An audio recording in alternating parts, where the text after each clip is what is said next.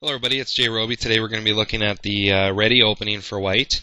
The Reti opening is one of the most popular openings used by white, other than the king pawn and possibly queen pawn openings. And the Reti opening is used a lot because it lends a lot of flexibility to white's attack. White can transpose to a number of different attacks early on in the game, such as to the King's Indian attack and things like that. It can even lead into an English, depending on how the play follows in the game. So the Reti opening, as you can see here, just starts out with knight to f3.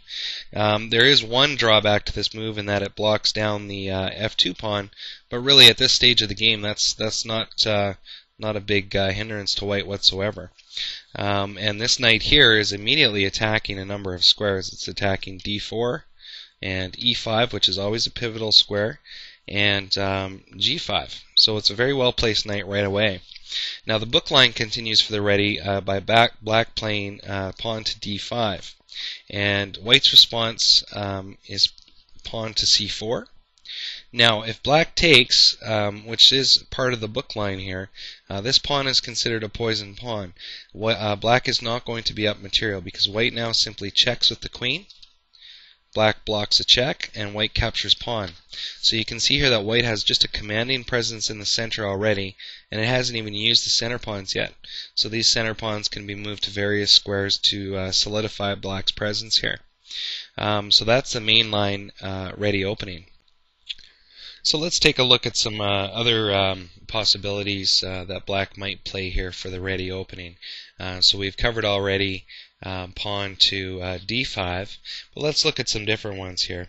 Black could play pawn to e6, which basically is an attempt by black to utilize its pawns here and knights in the future to build up a strategy around controlling the center of some point.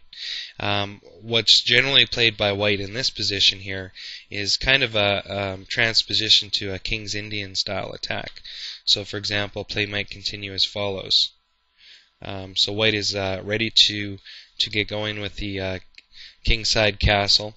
It's got a bishop here that it can uncover at some point through using the knight to attack along the diagonal, and white still has its center pawns to lend itself to the attack.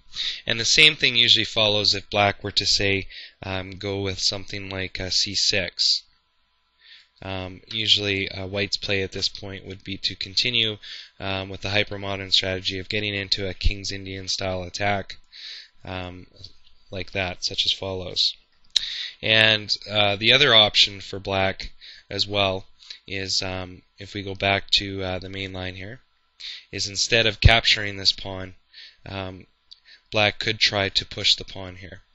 And the thinking behind that is white really at this point can't capture that pawn because black just comes down with the queen and captures the knight and is up a piece and is threatening to be up a pawn as well. So by pushing the pawn, white has a couple options here. It can continue to go into a King's Indian style attack, or it could try to take care of this pawn right away. So that's the options for black.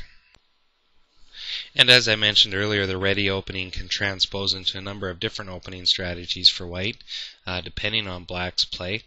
For example, if at some time black was to play to e6, white could simply, instead of going into a King's Indian attack, white could opt for c4, and this is basically transposing into an English opening. And it can also lead into Queen's Gambit and even Sicilian defense for black. So it's a very versatile opening by white, and it's quite often recommended to newer chess players because there's not a lot of opening theory that you need to learn to get into the Reti and use its powerful attack lines. So it doesn't bog you down with having to learn a lot of possible book moves, and it lets you be very flexible with the strategies that you use in the chess game. And just because it doesn't have a lot of necessary theory behind it doesn't make it a weaker opening, because as I said at the beginning of the video, it's one of the top 3 openings by white. So it's extremely flexible opening that can sometimes, especially if the book lines are followed, can lead into a very crushing presence for white in the center of the board, or just simply lead into a nice King's Indian attack from white. So, for example, we've already looked at this, but you know, that leads to some very tangible possibilities here for white. So it's a very good opening. It's a very strong opening, and doesn't have a lot of opening theory behind it. So if you are considering, you know, an opening to play with white other than a king's pawn or queen's pawn, it's definitely worth trying out. So take care. Hope you enjoy the video.